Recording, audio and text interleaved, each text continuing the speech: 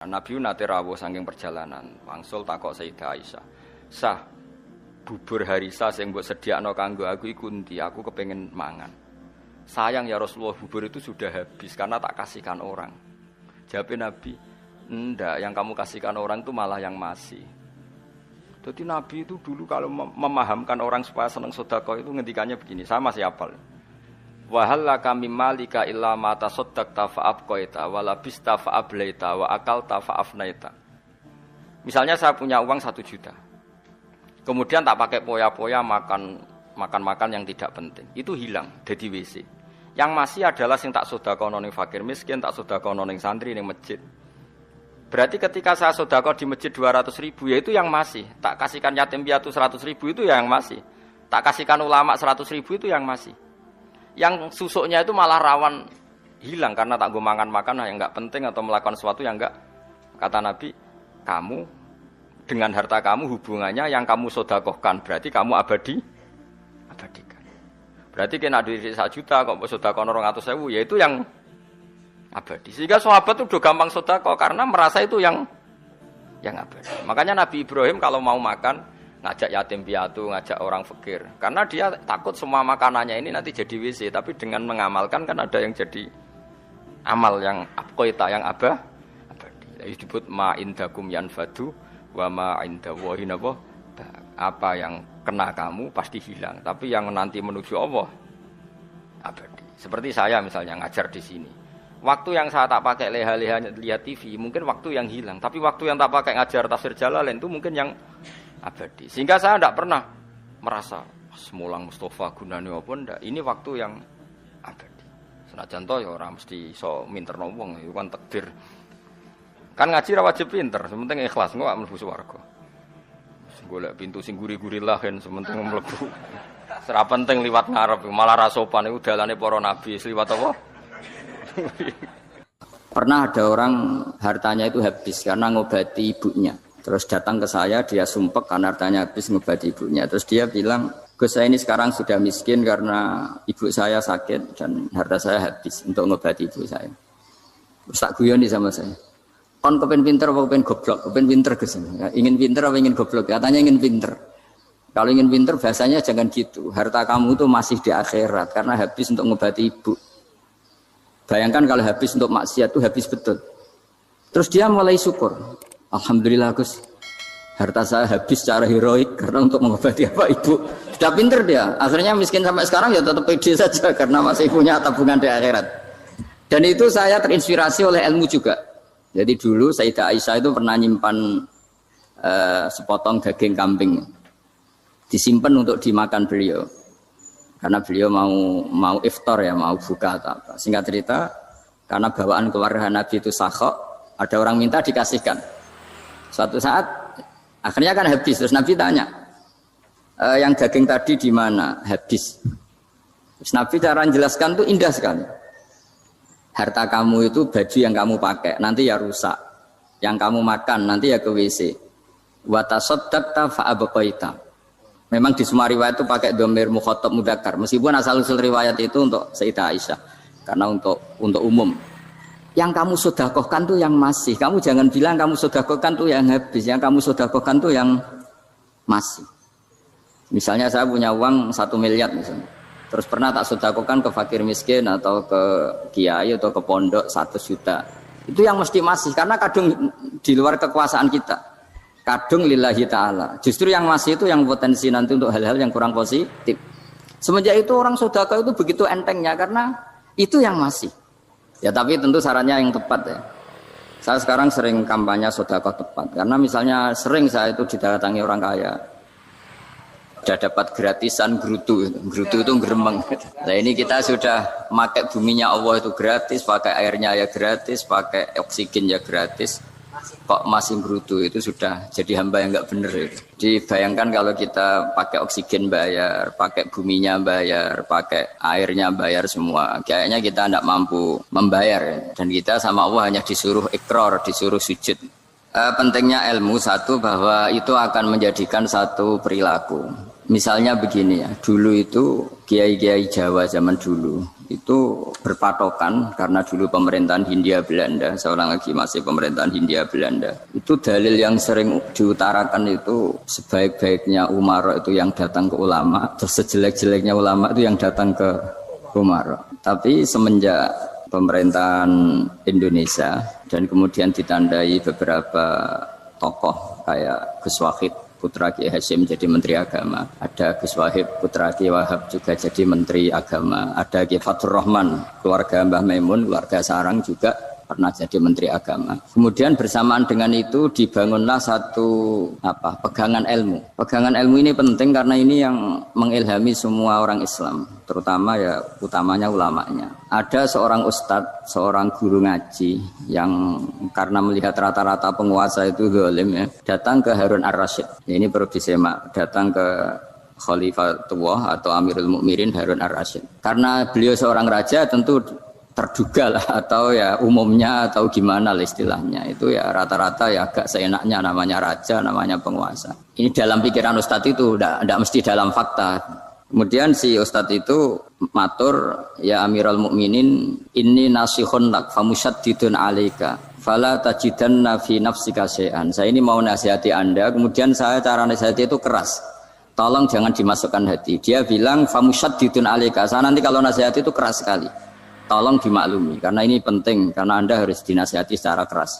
Tapi sebelum nasihat itu diutarakan, kata Harun Ar-Rasyid, karena beliau Bani Abbas dan beliau orang alim, termasuk muridnya Imam Malik. Kata Harun Ar-Rasyid, uskut, kamu diam Ustaz. Inna Allaha ta'ala arsala man huwa khairun minka ila man huwa syarrun minni. Wa ma'adhalika yaqulu Allahu ta'ala faqula lahu qawlan layyinal la'allahu yatadzakkaru aw yakhsha. Jadi ini sekaligus etika dan norma ya bagi semua dai di Indonesia dan semua kita.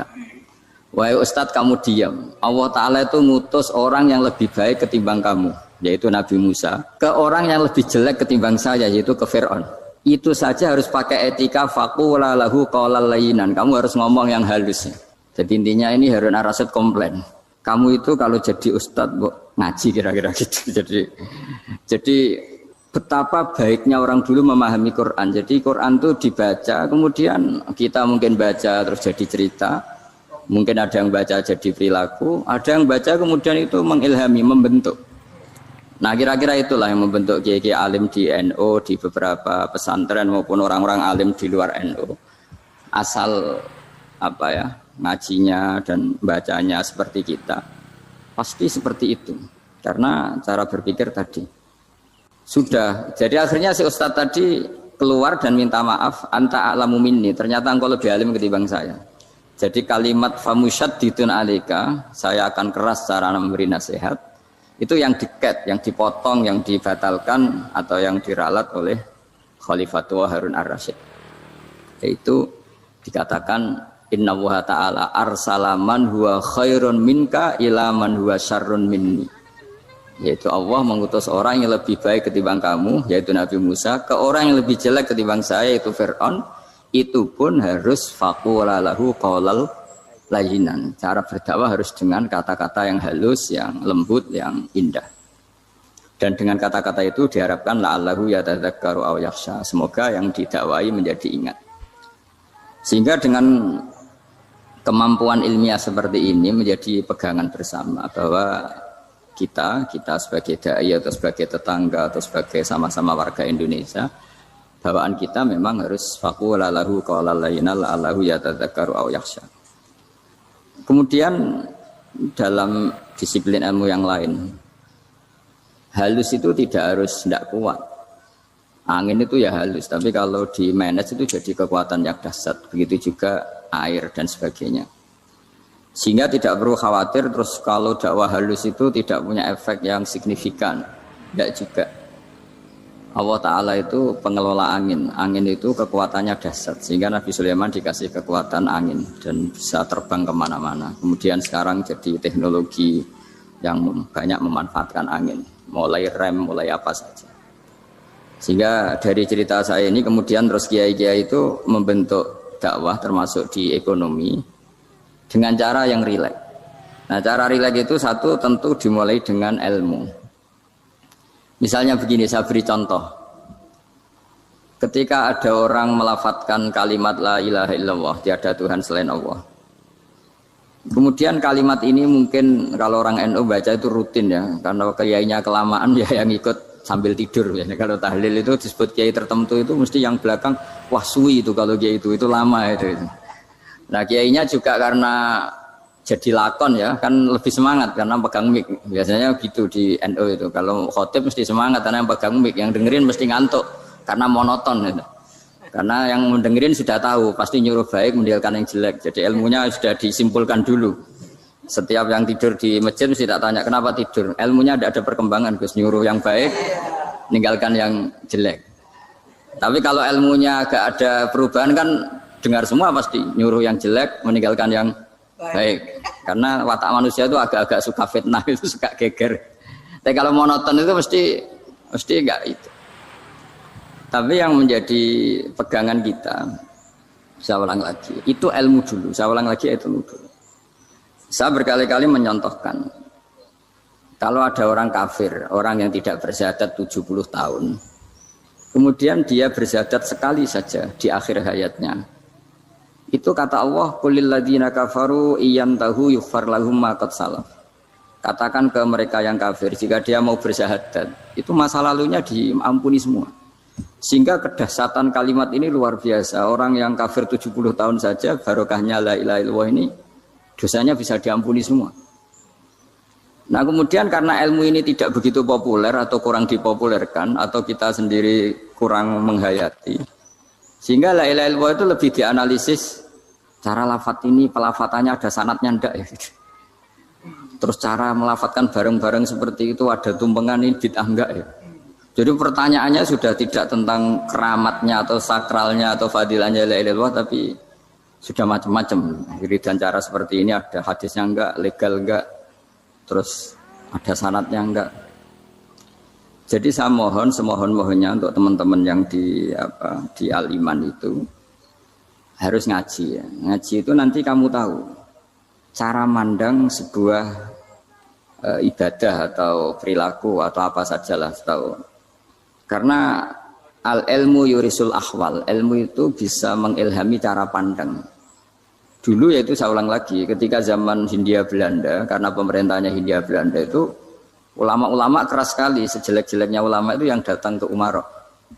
Tapi setelah era Mbah Hashim, era sampai Mbah Maimun, itu mereka peduli sama Umaro, sama semuanya sama-sama warga Indonesia yang ingin melihat Indonesia yang lebih baik. Sehingga banyak ya kakak saya sendiri pernah wakil bupati, terus putra Mbah Maimun wakil gubernur. Ini teman saya Ki Hafid ya bupati. Semenjak itu terus dan itu nggak lepas dari cara pandang. Ya itu cara pandang diantaranya adalah cerita tentang Nabi Musa yang Allah tetap peduli sama Fir'aun. Sehingga tetap didakwai Nabi siapa? Musa. Dan posisi Musa datang bukan memanggil. Ya, cuma kayak sampai sekarang tuh belum pernah ke kantor bupatinya Pak Hafid. Karena kadang-kadang orang terus curiga mengajukan proposal jadi agak repot.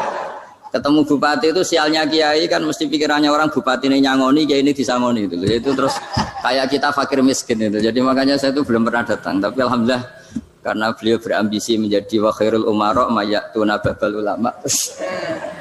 Jadi datang tapi sangat ambisius ingin mengalahkan ulama karena dia kalau datang statusnya lebih tinggi. Ya tidak apa-apa ini tawaduk tapi niatnya agak begitu tawaduk. Jadi saya sering ke Jakarta tapi ya tadi jarang ya. Biasanya ngajarkan waktu hanya pas saja, tidak kurang tidak lebih. Biasanya ngajar di pondoknya Pak Kures itu di Baitul Quran ya. Hanya ngajar santri-santri. Nah, jadi pemahaman Quran dulu itu kata Imam Ghazali itu membaca Quran itu membaca, bukan bercerita. Kalau kamu membaca seperti ini, kunta qori'an, kamu pembaca. Pembaca itu yang mengambil pelajaran. Tapi kalau kamu hanya cerita, itu namanya kunta hakian. Sebenarnya Anda tidak membaca Quran, tukang cerita. Misalnya tadi, cerita Nabi Musa datang ke Fir'aun. Itu kalau kamu hanya cerita, wah dulu itu ada orang namanya Fir'aun, didakwai Nabi yang namanya Musa. Ya itu namanya tukang cerita. Kalau kamu pembaca tidak gitu. Betapa baiknya Allah. Orang sengawur Fir'aun saja inginnya Allah masih ingin diselamatkan dengan mengutus Nabi Musa kekasihnya. Itu namanya kunta qori'an. Kamu pembaca betul, bukan kunta hakian. Kamu tukang cerita. Begitu juga seterusnya tentang Quran ayat-ayat seterusnya. Sehingga yang diharapkan dari pembacaan Quran itu memang kita sebagai ahli baca, ahli mu'tabir ya, ahli yang ngambil pelajaran, bukan tukang apa? Cerita. Sehingga dulu ketika Sayyidina Umar radhiyallahu anhu ketika membuka Baitul Maqdis atau Baitul Muqaddas dan diajak syukuran, pesta-pesta makan itu. Beliau enggak mau. Ketika ditanya kenapa engkau enggak mau? Alasannya itu langsung beliau baca Quran. Jadi saya punya sekian contoh. Saya ulang lagi, saya punya sekian contoh. Orang-orang dulu dengan Quran itu menyatu, bukan sekedar dihafal tapi menyatu. Sehingga bawaannya itu sudah Qurani, sudah Qurani. Saya beri contoh pertama Rasulullah SAW, nanti Umar kedua. Rasulullah itu pernah nggak makan sampai 3 hari. Terus ditanya oleh sahabat, lalu kekuatan engkau bisa hidup apa? Terus menghentikan al-aswadani, maksudnya itu tamar dan air, hanya makan kurma dan air.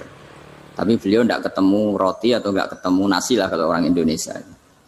Ketika hari ketiga dikasih makan oleh sahabat, dipotongkan kambing, kemudian baru makan 3 lukmah, kira-kira ya 3 asupan nasi, berhenti. Padahal sahabat yang lapar sama dengan Rasulullah itu membayangkan Nabi itu sampai kenyang, sampai apa. Tapi ketika ditanya, seperti ini pun nanti ada hisabnya. Walatus alunna yauma idzin anin naim. Jadi acara makan-makan gini itu nanti ada hisabnya. Nabi nangis. Akhirnya sahabat nggak jadi nerusin makan. Jadi ketakutan orang dulu sama ketika Sayyidina Umar dijak pesta ketika memenangkan Baitul Maqdis itu.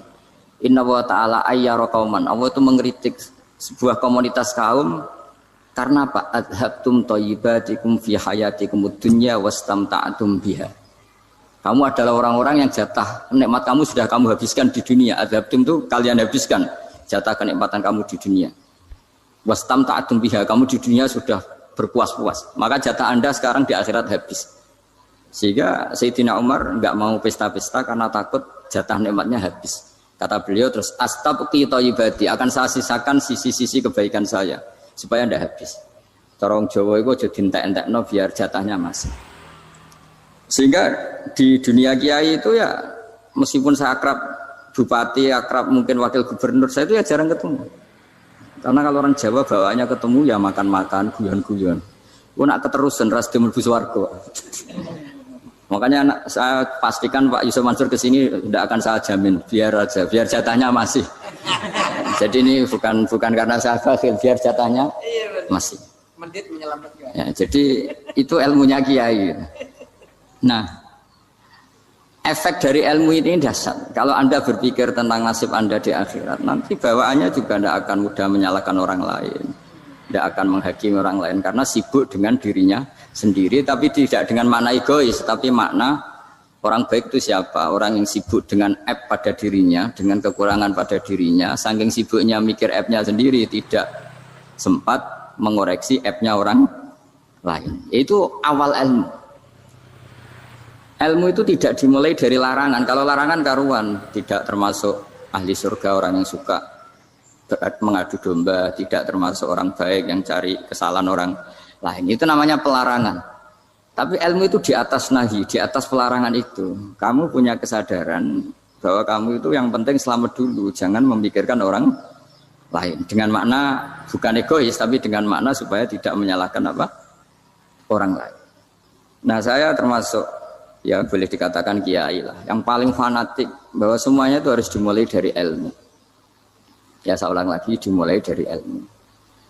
Nah dari sini kemudian saya berharap Indonesia menjadi damai, menjadi baik. Itu bukan karena kita baik-baik banget, ya tidak mungkin kita ada nabi, tapi karena sudah sibuk dengan memikirkan kesalahan diri sendiri. Sehingga misalnya kita baca Quran, Rabbana dzalamna anfusana, lalu kita langsung ingat betapa hubungan kita dengan Allah itu harus ikrar dulu, merasa dolim dulu, merasa salah dulu.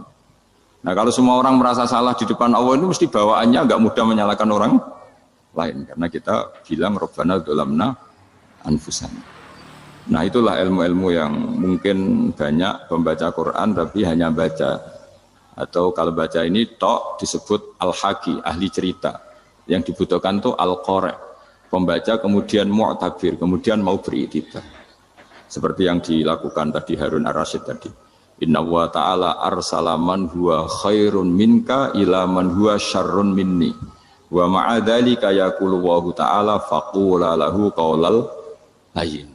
Ya, kamu tidak usah memaksakan musyaddid keras sama saya karena Allah Ta'ala telah mengutus orang lebih baik ketimbang kamu yaitu Nabi Musa ke orang yang lebih jelek ketimbang saya yaitu Fir'aun. Itu saja harus beretika faqula lahu qaulal layyinan la'allahu yatadzakkaru aw yakhsha. Dan alhamdulillah bawaan kita sebagai orang timur atau orang Jawa itu kalau mau ngandani orang itu halus sekali. Di antara bentuk kehalusan kata-kata diceritakan di ayat lain ketika Nabi Musa ketemu Fir'aun. Dawuhnya begini, fakul apa itu yang di juz 30 yang juz di juz 30 ini yang bagian dari kan tadi hanya fakul lahu qaulal layyinan. Lahu qaulal layyinan itu bentuknya apa? Ya, bentuknya apa? Itu Nabi Musa disuruh ngendikan sama Fir'aun, apakah kamu mau saya nasihati? Fakul halaka ila anta zakka. Halaka itu pilihan, hal itu istifham, laka itu otoritatif. Jadi betapa santonya kalimat itu, fakul halaka ila anta zakka. Jadi kalau dimaknani model Pak Hafid, model saya ngaji di sarang itu, halaka onoto iku kedue sira, berhak bagi kamu, berhak bagi Anda, apakah Anda berhak loh mendapat nasihat supaya Anda jadi orang yang lebih baik. Halaka ila anta zakka. Jadi tidak kalimat perintah, tapi kalimat pilihan. Apa engkau mau saya beri nasihat? Wahdiyaka ila rabbika fatakhsha. Dan saya beritahu kamu tentang Tuhan dan kemudian kamu menjadi orang yang baik, fatakhsha, orang yang punya khasyah, punya. Jadi kayak apa kalimatnya itu? Napa jenengan kersa? Itu kalau orang Jogja, orang-orang daerah-daerah yang berada nyugui tamu itu kan, ayo makan-makan. Itu kan kayak tamunya itu kelaparan. Masa Pak Yusuf Mansur kelaparan? Tidak mungkin kan. Masa Ustaz terkenal kelaparan kan tidak mungkin itu. Monggo, nopo jenengan ngersakno. Karena bisa saja tamunya itu tidak kerso. Mungkin karena darah tinggi, mungkin karena takut dianggap fakir miskin. Macam-macam kan orang tidak. Itu kalimatnya itu halaka ila anta zakka. Kayak apa indahnya dakwah. Halaka ila anta zakka. Itu ada kata laka itu ya terserah jenengan mau enggak.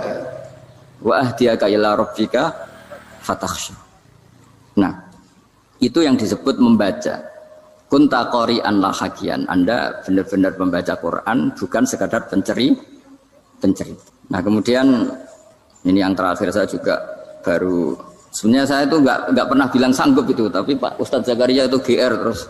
Sampai tadi pagi itu saya belum tahu kalau ada acara ini. Ya karena saya kiai, jadi kalau kiai itu kan ingatnya sama Allah saja. Kalau sama manusia itu rontok-rontok lali gitu. Itu bukan memaksa, ya memang lupa. Sejauh mana sih pentingnya manusia kan tidak penting cara ilmu tasawuf itu. Tapi karena ini titipan Rasulullah SAW terus menjadi penting kan. Dititipi umat kayak jenengan itu yang sudah ngaji ngatur kiai ribet itu. Kiai ini biasa ngaji kan, kiainya yang ngatur santri ini enggak. Pak Yai ngaji tanggal ini jam ini itu kan mengabaikan semua aktivitas kiai padahal jam ini mungkin saya punya jam mungkin jalan-jalan atau ngaji atau mutolaah atau munajat gara-gara Pak Zakaria ini kan terus Mas Tamam ini yang provokasi harus ngaji di jam ini tema ini. Saya itu kalau ngaji ditentukan tema itu ini memang saya agak keras di bab ini. Itu kayak ibarat gini loh, saya ini dokter kemudian ada orang yang sakitnya itu jantung terus bilang ke saya, Pak dokter sembuhkan kukul saya. Wong penyakit ekstrimnya itu jantung, kok bila disembuhkan apa? Kukul. Kan gak penting, sembuh tidak sembuh, kukul itu kan gak penting. Jerawat itu. Kiai itu tahu kesalahan paling fatal manusia itu akidah. Tapi kadang-kadang mintanya ilmu yang tidak akidah, yang gak penting. Jadi kadang-kadang kiai itu ya digurui betul kalau di Indonesia. Misalnya ini tidak nyindir loh, memang marah betul kalau di bab-bab seperti ini. Tapi ini biar jadi ilmu masif, ilmu yang general. Saya ulang lagi ya, Anda jadi dokter, tahu pasien Anda ini penyakit jantung kronis atau sudah fatal lah sudah. Terus orang itu bilang, Pak Yai, itu Pak dokter, tolong obati kulit saya supaya tidak jerawatan. Kamu bilang ini orang aneh enggak? Aneh kan? Nah, kiai juga gitu. Saya sering itu ada orang mau haji gitu. Gus doain saya jadi haji mabrur. Pernah belajar haji, Pak? Dereng. Mungkin enggak orang belum belajar nyupir terus kemudian minta didoain, Gus saya mau nyupir doain selamat. Mau nyupir aja enggak bisa kok minta doa selamat. Harusnya urutannya kan belajar dulu baru minta doa. Tapi kali ini Aliman bener ngajaknya akidah dulu, ahli sunnah kan. Nah itu bener karena akidah itu hal yang prinsip memang harus. Kalau kebetulan nggak bener taruh visi betul. Untungnya kok temanya bener.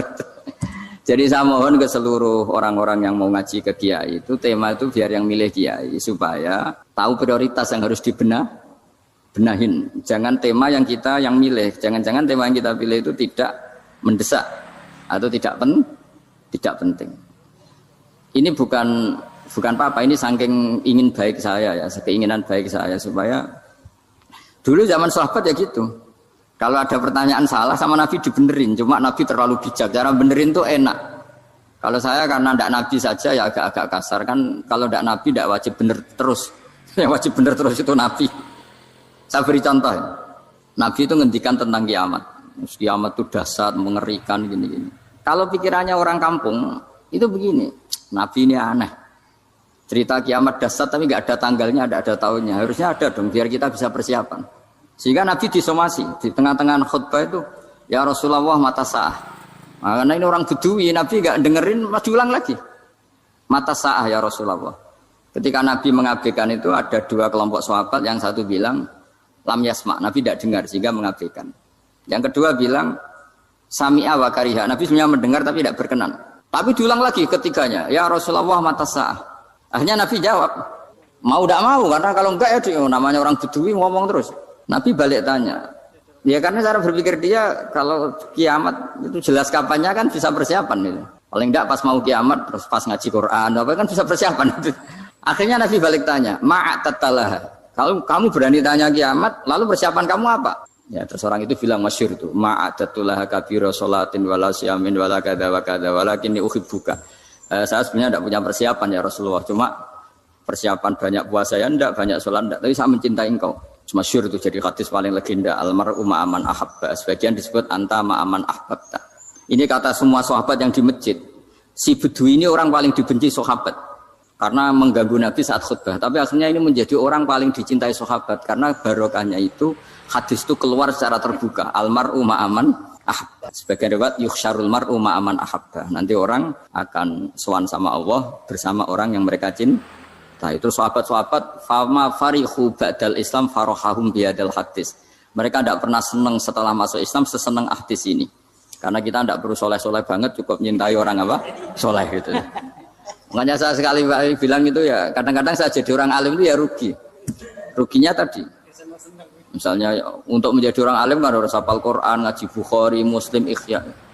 Ternyata pengumuman kedua orang nggak bisa apa-apa. Gelombang kedua para pecinta, waduh, itu kan repot ya. Jadi kita yang jadi orang alim susahnya bukan main, ternyata disaingi pengumuman kedua dan para pecintanya. Wah itu kan akhirnya ketemu orang-orang nggak jelas tadi. Nah itu ya termasuk farah dalam Islam, farhatul aibin. Jadi senang itu di Islam itu ibadah. Ya kul bi fadlillah wa bi rahmati fa bidzalika falyafrahu. Senang itu diperintahkan Allah. Saya itu sering di kamar, kadang itu nyuwun sewu kayak gatelan gitu, apa itu. Ya agak kukur-kukur terus merengut saja malu. Malu saya itu dilihat Allah kok kayak agak ridho itu malu. Ya kayak tadi lah, kamu dikasih rumah gratis, kemudian pas yang ngasih datang kamu kelihatan cemberut, itu yang ngasih kan mangkel. Sudah dikasih gratis masih cemberut. Sama hubungan kita dengan Allah itu semuanya dikasih gratis. Makanya tabassum, senyum itu ibadah. Kita yang nekuni ilmu hadis. Betapa hebatnya Nabi ngendikan, kalau kamu tidak bisa ibadah yang berat-berat, cukup ibadah senyum. Kadang ngendikan talqati wajhin, kamu cukup berwajah yang indah, yang menyenangkan. Tabassum, senyum. Kalau kamu tidak bisa membalas jasanya orang yang ngasih, minimal kamu senyum, minimal kamu kelihatan senang. Gitu. Nah, makanya senang itu sudah ibadah. Dan sekarang orang untuk senang aja susah. Karena bawaannya nuntut orang lain supaya kayak keinginan dia, bawaannya nuntut, ya ribet, kalau gitu ya ribet. Makanya saya bilang al ilmu yurisul ahwal. Ilmu itu diperkuat. Nanti yurisul ahwal, ilmu itu akan membentuk Anda. Dulu beberapa raja itu ya mau luhur karena jadi raja, punya apa saja. Tapi punya penasihat ulama itu ya nasihat itu sederhana. Ada seorang raja tanya ke kiai, gimana dengan semua kerajaan saya? Wah, padahal dia punya apa saja. Jenengan miskin sekali, itu kerajaan seluas ini. Kok bisa aja? Terus ditanya sama si ulama tadi. Andaikan Anda di padang pasir, kemudian kalau tidak minum segelas air itu mati. Apakah Anda akan membeli segelas air ini dengan semua kerajaan Anda? Oh iya, pasti apapun saya lakukan untuk mendapat satu gelas air. Terus la tafrah bimulkin la yusawi syarbatamain. Kamu jangan bangga dengan kerajaan yang nilainya itu enggak sebanding dengan segelas apa? Air. Akhirnya raja itu mikir, saya tidak jadi raja bisa hidup. Tapi kalau enggak minum air mati. Berarti penting satu gelas air. Akhirnya lama-kelamaan ini anggap kerajaan itu biasa. Ternyata enggak sepenting segelas air. Ya seperti kita lah, misalnya orang enggak punya alpat itu enggak malu. Tapi kalau enggak punya celana itu malu. Kamu mau punya alpat tapi enggak punya celana? Kan enggak mau. Yaitu ilmu. Ilmu itu yurisul akhwal. Ilmu akan melahirkan satu perilaku. Jadi kalau ilmu Anda mantap, pasti syukurnya juga mantap. Gitu. Ya makanya saya termasuk kiai yang selalu mendorong pentingnya ilmu. Bahkan kata Sufyan Ats-Tsauri ngendikan saking pentingnya ilmu ada kata fa'lam annahu la ilaha illallah. Dimulai kata fa'lam. Dan saking pentingnya ilmu itu setiap nabi itu status permanennya itu hanya satu, mengajar. Rabbana wab'ats fihim rasulam minhum yatlu 'alaihim ayatik, membacakan ayat-ayat Allah sampai wa yu'allimuhumul kitab, mengajarkan kitab wal hikmah. Bahkan Allah sendiri wasofa dzatahul 'aliyah bi annahu al-muallim. Yaitu Allah ngendikan Ar-Rahmanu 'allamal Qur'an. Jadi betapa hebatnya pengajar. Allah sendiri mensifati dirinya itu Ar-Rahmanu 'allamal Qur'an. Allah itu Maha Rahman yang mengajarkan Quran. Di surat Iqra juga disebutkan Iqra wa rabbukal akram alladzi 'allama bil qalam. Jadi Allah mensifati dirinya sebagai pengajar. Kayak apa pentingnya mengajar? Karena al-ilmu yurisul ahwal. Ilmu ini melahirkan satu sikap. Pernah ada orang hartanya itu habis karena ngobati ibunya. Terus datang ke saya, dia sumpek karena hartanya habis ngobati ibunya. Terus dia bilang, Gus, saya ini sekarang sudah miskin karena ibu saya sakit dan harta saya habis untuk ngobati ibu saya. Terus tak guyon sama saya. Kon kepen pinter apa kepen goblok? Kepen pinter Gus. Ingin pinter apa ingin goblok? Katanya ingin pinter. Kalau ingin pinter bahasanya jangan gitu. Harta kamu itu masih di akhirat karena habis untuk ngobati ibu. Bayangkan kalau habis untuk maksiat itu habis betul. Terus dia mulai syukur. Alhamdulillah Gus. Harta saya habis secara heroik karena untuk mengobati apa ibu. Sudah pinter dia. Akhirnya miskin sampai sekarang ya tetap pede saja karena masih punya tabungan di akhirat. Dan itu saya terinspirasi oleh ilmu juga. Jadi dulu Sayyidah Aisyah itu pernah nyimpan sepotong daging kambing. Disimpan untuk dimakan beliau. Karena beliau mau iftar ya, mau buka atau apa. Singkat cerita, karena bawaan keluarga Nabi itu sakhok, ada orang minta dikasihkan. Suatu saat akhirnya kan habis, terus Nabi tanya, yang daging tadi di mana? Habis. Terus Nabi cara menjelaskan tuh indah sekali. Harta kamu itu baju yang kamu pakai, nanti ya rusak. Yang kamu makan, nanti ya ke WC. Wa tasaddaqta fa abqaita. Memang di semua riwayat itu pakai dhamir mukhatab mudzakkar. Meskipun asal-usul riwayat itu untuk Sayyidah Aisyah, karena untuk umum. Yang kamu sedekahkan tuh yang masih. Kamu jangan bilang kamu sedekahkan tuh yang habis. Yang kamu sedekahkan tuh yang masih. Misalnya saya punya uang 1 miliar misalnya. Terus pernah tak sedekahkan ke fakir miskin atau ke kiai atau ke pondok 100 juta. Itu yang mesti masih. Karena kadung di luar kekuasaan kita. Kadung lillahi ta'ala. Justru yang masih itu yang potensi nanti untuk hal-hal yang kurang positif. Semenjak itu orang sedekah itu begitu entengnya. Karena itu yang masih. Ya tapi tentu sarannya yang tepat ya. Saya sekarang sering kampanye sedekah tepat. Karena misalnya sering saya itu didatangi orang kaya. Gus, saya ini punya uang banyak, ingin punya masjid biar dipakai orang Jumatan. Terus saya bilang, kamu ingin jadi orang baik betul apa baik versi Anda? Baik betul Gus. Tak ajarin mau, gak tersinggung, mau Gus. Kalau Anda bikin masjid di kampung Anda, masjid terbaik di dunia sekalipun, yang bingung saya ahli fikih. Kok bisa? Kan terjadi 2 Jumatan, nanti sahnya yang mana? Kamu enak aja bikin masjid, kamu bikin masalah baru bagi kiai fikih di daerah kamu. Belum nanti orang terus migrasi ke masjid Anda karena lebih baik, koriknya lebih baik. Kamu membunuh masjid yang lebih tua, itu nggak sopan sekali, masjid itu sudah lebih tua kamu. Akhirnya mikir, nggak usah Gus kalau gitu, sedekah apa saja, yang penting perintah jenengan gimana. Ya sudah. Jadi sedekah itu juga harus dibina supaya kalau orang kan bisa saja kan uang 100 juta itu untuk fakir miskin manfaat, ternyata untuk masjid yang sifatnya aksesoris, untuk lampu yang kristal yang mahal-mahal bukan yang pokok. Nah, itu pentingnya ngaji ya. Jadi lagi-lagi al ilmu yurisul ahwal. Ilmu itu melahirkan satu sikap. Jadi ketika ada masjid baru, kalau orang nggak bisa ngaji fikih, wow ada masjid baru, masjid banyak. Tapi kalau yang ngaji fikih ngerti ini malah ada masalah baru karena ada ta'addudul Jum'atan, gimana hukumnya 2 Jumatan dalam kondisi yang tidak mendesak. Makanya sekarang saya baru kampanye itu. Dulu itu kalau ada masjid banyak itu kan faktornya beda ormas, beda pemahaman atau agak jauh, masih hukum sosial atau bawaan kondisi. Misalnya di dekat UGM itu ada masjid kampung pertama, bawaan masjid karena ada kantor besar, atau bawaan ada pabrik besar, atau ada sekolahan besar. Tapi sekarang itu ada pertanyaan baru, ada masjid baru karena ada orang kaya ingin bikin masjid, itu gimana ini hukum? Nah, tapi kalau orang nggak nekuni fikih itu ya langsung wah bagus untuk bangun masjid. Bagus piye gene sing kangelan memfikihkan tadi. Nah itu ilmu. Jadi kalau yang tidak nekuni fikih itu ya tidak tersiksa, tapi yang nekuni fikih itu pasti tersiksa karena seperti itu tadi.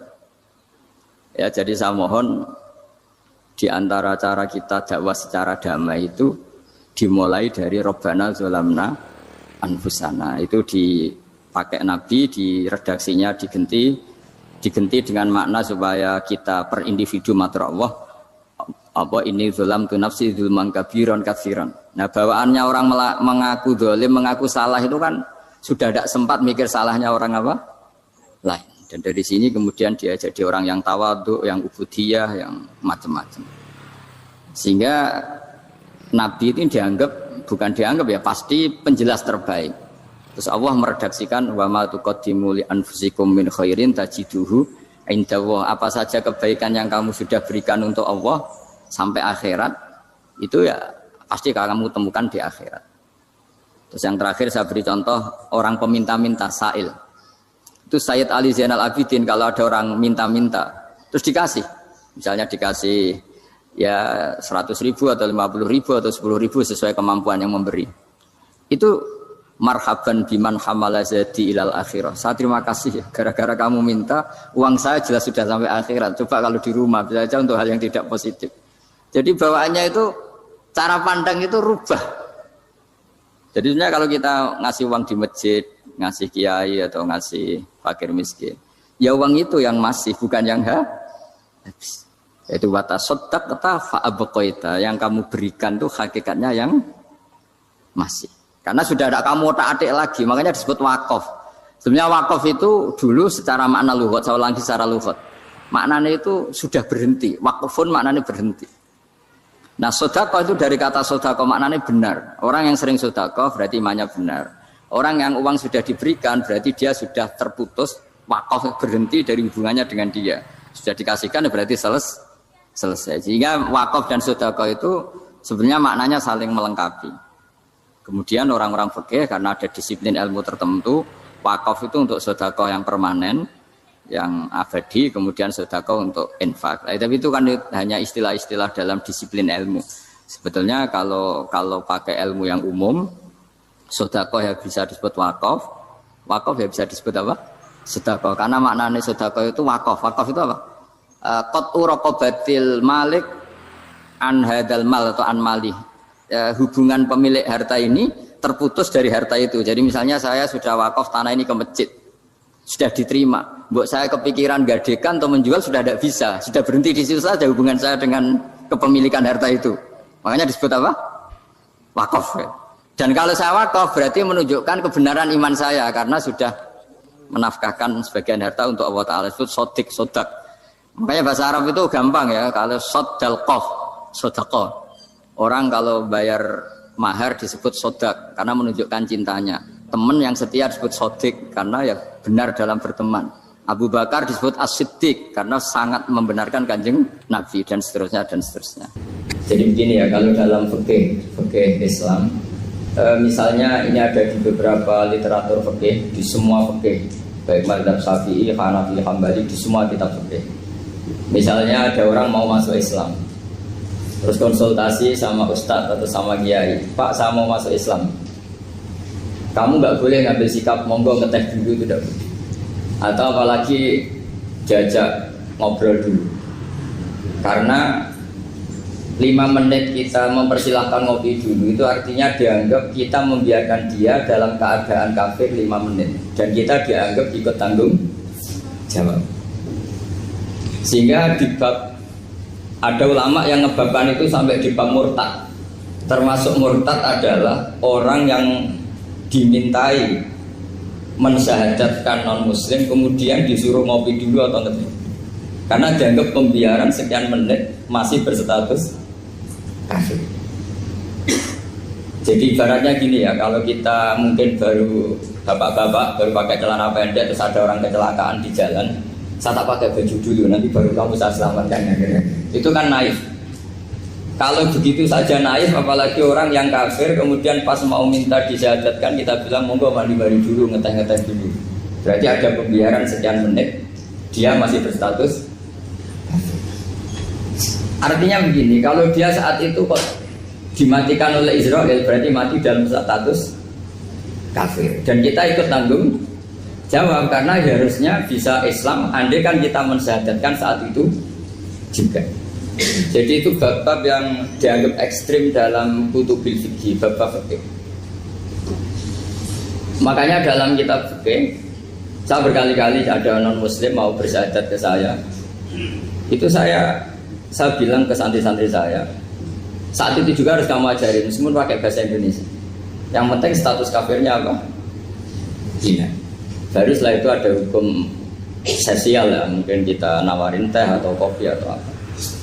Makanya di sini dibabkan bab seseorang harus tergesa-gesa atau bercepat-cepat atau ngambil sikap bergegas untuk melakukan kebaikan. Terus ayat kedua yang dipakai Sayyidina bin Abi Salam itu begini. Ketika Allah mensifati orang munafik, status orang munafik itu apa? Wa idza qamu ila sholati qamu kusala. Mereka kalau dipanggil untuk sholat, dia berangkat tapi itu salah cara malas-malasan. Sehingga untuk menunjukkan kita loyal sama Allah itu ya paling tidak ada sikap di atas rata-rata ya. Makanya ada sa'i ya, lari-lari kecil, tawaf juga disunatkan ada lari-lari kecil, disebut ar-romal itu lari-lari kecil untuk menunjukkan bahwa kita loyal sama Allah itu tidak sak kobre cara Jawa. Nah itu dibabkan sendiri. Jadi beda antara tergesa-gesa sama ekspresi serius. Jadi musyawarah itu ya kira-kira kan nggak mungkin lah kita dipanggil rektor atau kiai atau orang tua kita terus jalan leha-leha itu kan nggak mungkin. Nah contoh yang diambil di sini begini. Ketika ada debat terbuka antara Fir'aun dan Musa, saya ulang lagi ya, ada debat terbuka antara Musa dan Fir'aun, kan Nabi Musa datang ke Fir'aun. Lalu kata Fir'aun, ini asal-usul ayat ini saya terangkan sejarahnya. Kata Fir'aun, lalu kalau kamu tidak nuhankan saya, Tuhan kamu siapa? Terus kata Musa, Rabbus samawati wal ardi, yang nuhani langit dan bumi. Fir'aun masih berkelit. Kalau Tuhan di bumi, setahu saya kemana-mana yang dituhankan saya, kata Fir'aun. Ma'alim tulakum min ilahin ghairi. Terus Nabi Musa masih ngendikan, ya sudah Tuhan yang nuhani langit. Terus Fir'aun manggil Haman itu arsitekturnya Fir'aun. Ya Haman ibnili sorhal ali abduhul asbab samawati fa'atoliya ila ilahi Musa. Haman bangunkan kami piramida yang tinggi. Saya ingin melihat Tuhannya Musa. Musa akhirnya mikir, karena kalaupun Fir'aun bisa naik ke langit tetap tidak bisa melihat Tuhan. Kita tahu Tuhan nggak bisa dilihat. Kita yang mukmin aja tidak lihat, apalagi Fir'aun rivalnya. Akhirnya Musa ganti argumentasi, yaitu argumentasinya Musa, Rabbukum wa Rabbu abaikumul awwalin. Ini perlu diingat dan perlu saya sampaikan. Yang nuhani kamu dan yang menuhani leluhur kamu itu sangat memukul Fir'aun.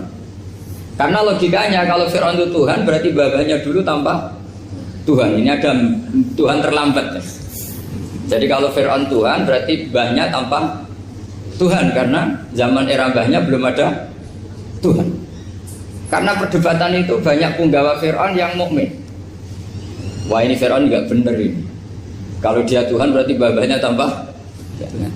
Karena kalau iman itu akan diadili, akan dieksekusi, maka orang ini berstatus rajulun mu'minun min ali fir'auna yaktumu imanah. Maka di Quran diterangkan wa qala rajulun mu'minun min ali fir'auna yaktumu imanah. Ada seseorang yang iman tapi menyembunyikan iman. Lah orang ini selalu ikut rapat di rapat-rapat penting Fir'aun, termasuk rapat ketika Fir'aun dan para tentaranya memutuskan membunuh Musa.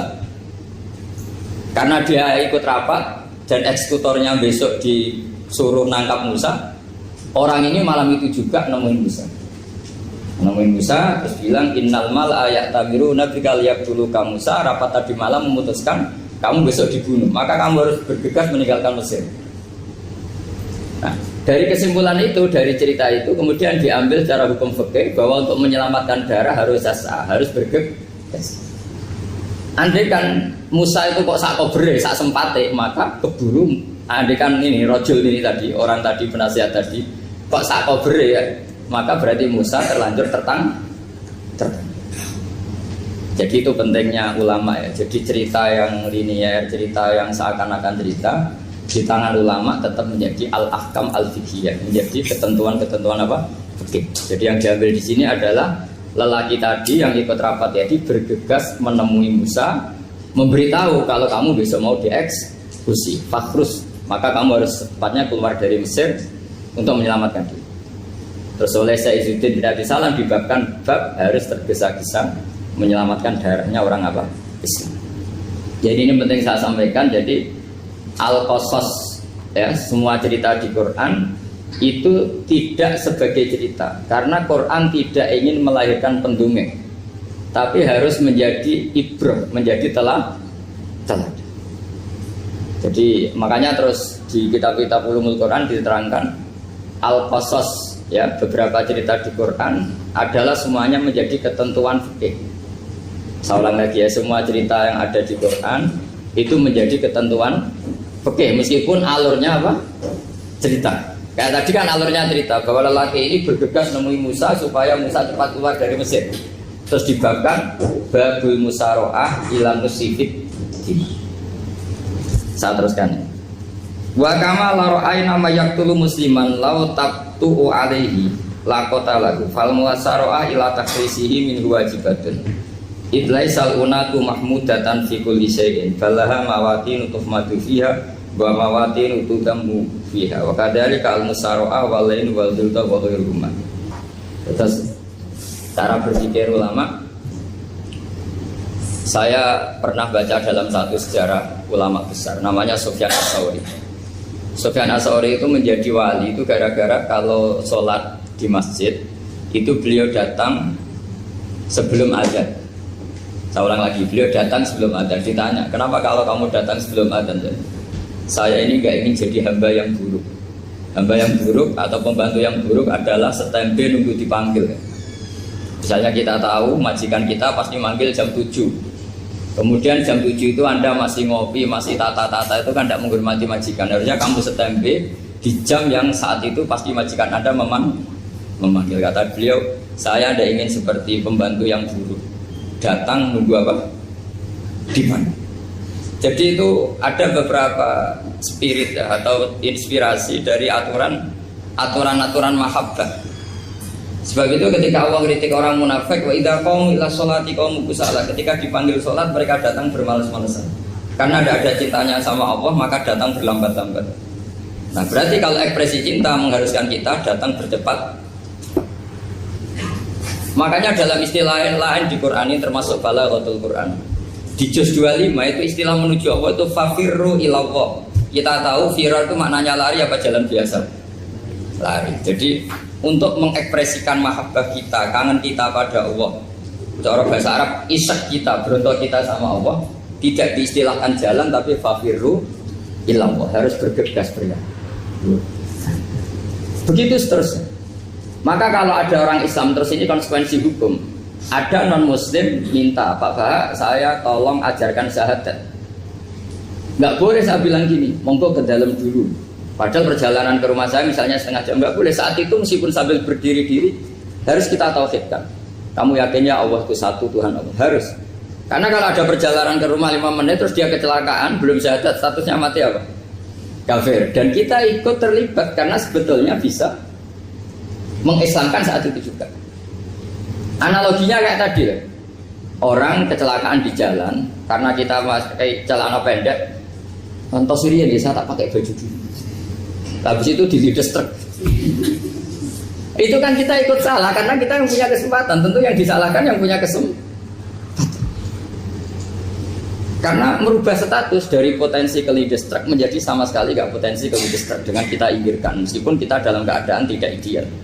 Sama. Orang kafir yang mau masuk Islam itu umumnya kiai-kiai kan kadang sebagian disuruh mandi dulu, itu salah sebetulnya. Itu salah sekali.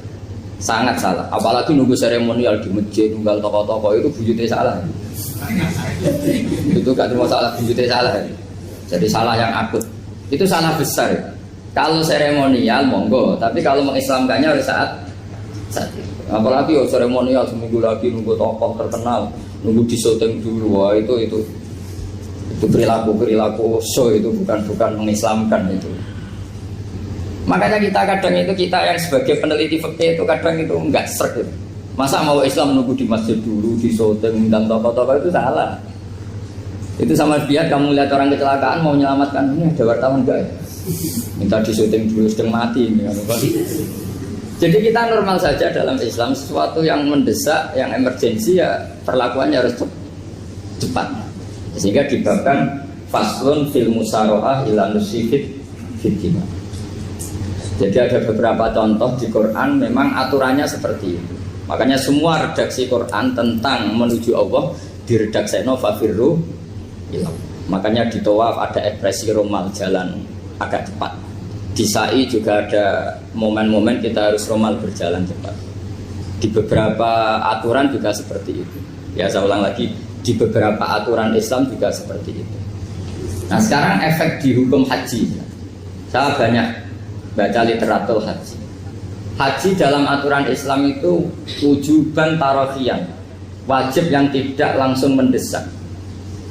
Kemudian semenjak ada fakta kita harus nunggu, daftar tunggu, itu kita sebagai ahli fikih itu gamang. Misalnya gini, saya umur 20 punya uang, sekarang berapa daftar? 25 juta ya. Saya umur 20 punya uang 25 juta. Saya jomblo misalnya, ya butuh nikah, ya butuh macam-macam. Itu wajib daftar haji apa enggak? Karena kalaupun daftar nunggu 20 tahun. Nah sekarang kalau ada orang umur 50 tahun punya uang 25 juta, menurut Anda wajib daftar saat itu apa enggak? Wong daftar saja bisa game gitu. Dan kalau misalnya umur 50 ditambah 25 kan 75. Itu kalau orang sumpah sudah cepat mati itu. Maka itu menjadi pertanyaan, apakah fikih ini kita rubah? Karena dulu kan orang itu longgar semua. Karena haji zaman Nabi pun tidak langsung dilakukan saat pertama diwajibkannya haji. Jadi Nabi punya sisi unik. Pertama ada tahun diwajibkannya haji, Nabi tidak langsung haji. Sebab itu ulama berkesimpulan kalau wajibnya haji tidak langsung. Maka fikih itu memang unik. Sholat juga gitu. Ada istilah begini dalam sholat. Watajibu sholat ala kulli muslimin wujuban muwassa'an. Di semua kitab fikih takbirnya seperti itu redaksinya. Wajib sholat dilakukan orang Islam wujuban muwassa'an, wajib yang ada longgarnya. Sehingga ketika zuhur jam 12 WIB kita dengar azan, boleh sholat setengah 1, jam 1, setengah 2, jam 2. Karena memang wujuban muwassa'an, memang ada batas akhir waktu misalnya sampai setengah 3. Nah problemnya begini, misalnya setengah 1 Anda pasti dipanggil majikan kamu yang diharuskan melakukan satu aktivitas, misalnya Anda pilot, yang nggak mungkin sholat lagi di kokpit. Apakah status wujuban muwassa'an, wajib yang longgar menjadi hilang karena setelah itu tidak ada kesempatan lagi sholat? Apa tetap kita sebagai ahli Islam yang agak balelo tapi alim? Misalnya, ya sudah tetap jadi pilot. Nanti kan ada aturannya sendiri, ada rukhsahnya sendiri, ada kemurahan sendiri, kita sudah jadi pilot. Misalnya sholat tanpa harus menghadap kiblat, sholat yang tetap di perjalanan. Kira-kira Anda kalau jadi ahli fikih milih mana? Milih harus sholat di depan, apa tetap memberi kelonggaran? Gak apa-apa sholat sambil apa? Nyuper sambil pilotin apa pesawat. Anda milih mana? Karena kalau konstitusi ilmu itu memang harus ada, dengan tanda kutip ya, memang harus ada nakalnya. Kalau nggak nakal malah gak sah. Memang unik ilmu itu. Karena ilmu itu kalau dipaksakan lurus terus, itu nanti malah bengkok karena menghilangkan rukhsahnya Allah, kemurahan Allah. Tapi kalau dipaksakan rukhsah terus, murah terus, nanti dianggap menyepelekan hukumnya Allah. Maka kita yang ahli fikih itu pusing. Misalnya saya sering ditanya, Gus saya ini supir bis, kan musafir terus, berarti saya boleh tidak puasa terus pada Ramadan? Coba kalau ada jadi ahli fikih mesti bingung. Mau boleh, ya boleh terus supaya orang tidak peduli sama Ramadan. Mau mengatakan wajib puasa, kayak nggak peduli dengan kemurahan Allah yang membolehkan musafir tidak puasa. Coba loh, Anda jangan jadi ekstremis yang misalnya bantah tok, protes tok, ini kan. Jadi memang mengkaji ilmu itu. Ya makanya dengan tanda kutip itu harus ada nakal. Tapi nakal yang baik, bukan nakal. Nakal itu kalau bahasa Jawa itu kan tidak harus dosa. Seperti anak kecil, menek-menek itu, tuh bocah kok nakal. Padahal anak kecil menek itu haram dah. Enggak kan? Malah orang tuanya yang bentak itu yang haram. Yang nakal betul ya ibunya yang bentak cerewet itu, karena ibunya orang yang sudah mukallaf, sudah tua, salah langkah yaitu bentak. Kalau anaknya naik meja itu ya sebetulnya bahasanya tidak nakal, lucu. Oh jebule pinter conggo iso munggah meja, harusnya diapresiasi. Tapi rata-rata itu semua akal mecah gelas. Coba, malah boe malah mecah tabungan. Bapaknya marah tukang nguras tabungan. Sebetulnya senakal-nakalnya anak kecil itu nakal orang tuanya, itu pasti. Karena ini sudah kena kitab, sementara anak-anak belum kena. Saya pernah punya tamu, karena di tradisi Kiai itu sering punya tamu. Bapak ibunya itu kultus sama Kiai, bentak anaknya disuruh salim sama saya. Anak kecil kan nggak mau jalan-jalan terus, marah. Tak marah orang tuanya tak marahin. Yang dosa itu kamu bentak anaknya. Kalau anak kecil itu kena diskon rufi al-qalamu an salasin. Di antara aturan Islam apa? Tidak ada keharusan bagi 3 orang. 1 anak kecil sampai balik, 2 orang tidur sampai bangun, 3 orang gila. Artinya anak kamu itu tidak kena khitab untuk sopan sama saya. Kamu yang kena khitab baru sopan sama anak-anak. Nah ini ada Jawa itu kadang keliru. Jadi orang tua itu marah-marah memaksakan anaknya sopan. Padahal Allah memberi diskon anak kecil itu belum wajib sopan. Gak apa-apa ada tamu naik-naik asal masih anak kecil. Makanya Rasulullah ketika beliau sholat sujud itu Hasan Husain itu naik. Cara Jawa Nabi itu 3 tumpahan. Semua riwayat mengatakan Nabi itu diam saja, gak berani ngangkat. Sampai sahabat itu ada yang ngomong, ini Nabi sujud lama sekali ada apa? Jadi kita punya riwayat itu ya baru kayak sahabat yang agak nakal. Semuanya itu sujud, tapi bareng di atas rata-rata ada sahabat yang belakang ngomong, siapa tuh ini sujudnya kok lama? Barokahnya itu ditemukan riwayat, oh ono putune. Karena Hasan itu naik di atas punggungnya apa? Nabi itu andaikan tidak ada yang ngomong, riwayat ini tidak ditemukan. Barokahnya ada yang melongok itu mungkin kalau sekarang mungkin semua masjid melongok karena orang sekarang jarang yang khusyuk. Kalau dulu hanya 1 yang di belakang. Setelah itu Nabi memberi penjelasan, saya tadi sebetulnya harus mengakhiri sujud saya sesuai aturan umum, tapi ada cucu saya tak biarkan sampai dia puas naik punggung saya sehingga dia turun baru saya naik. Filosofinya apa? Begini, anak kecil 1 tidak kena khitab, 2 jangan sampai sholat itu jadi problem. Kalau Nabi nyentak Hasan membentak, putu ono bae sholat kok diganggu, maka sholat menjadi trauma. Gara-gara sholat bahasa bentak saya. Lama-lama anak ini trauma dengan sholat karena dianggap problem. Makanya saya termasuk kiai nggak berpendapat anak kecil nggak boleh di masjid. Sering kan anak kecil di masjid ayat khutbah ramai. Saya termasuk setuju tetap boleh.